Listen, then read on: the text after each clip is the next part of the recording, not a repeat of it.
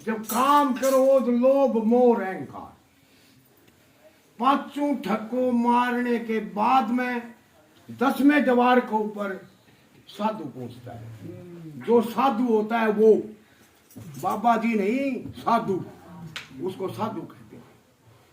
फिर यहाँ है त्रिकुटी महल जपा माणा जोतन की जटा रखवावे। जब को राम भगत गए उस ताक 10वें द्वार पर ताला लगा हुआ है, वो संत खोल रहे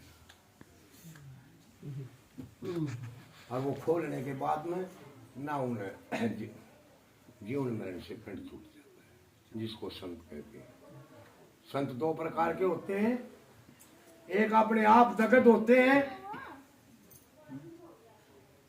चता चल के भजन के द्वारा अग्नि अपने आप प्रचंड करेंगे।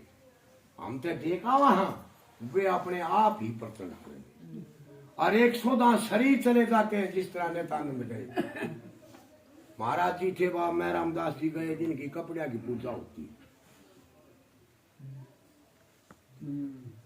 तो वो पूर्ण संत है, कर्म की ही पूजा है।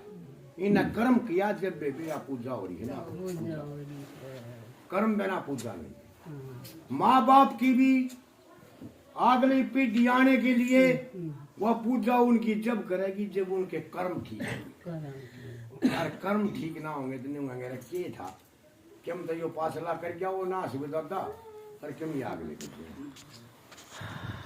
कर्म ही पूजा है, कर्म ही प्रधान है और कर्म की पूजा होती है। कर्म ये करा तो हम गलत भाजांगे, आड़े इधर बैठने पड़ेंगे, फिर मान लग कर लाएंगे भगवान ने मन अरे चांदन का कर्म, सोन का कर्म, खान का कर्म। कर्म तो पल पल भर में होता है और उसका पल पल भर में ही वो नतीजा देता है।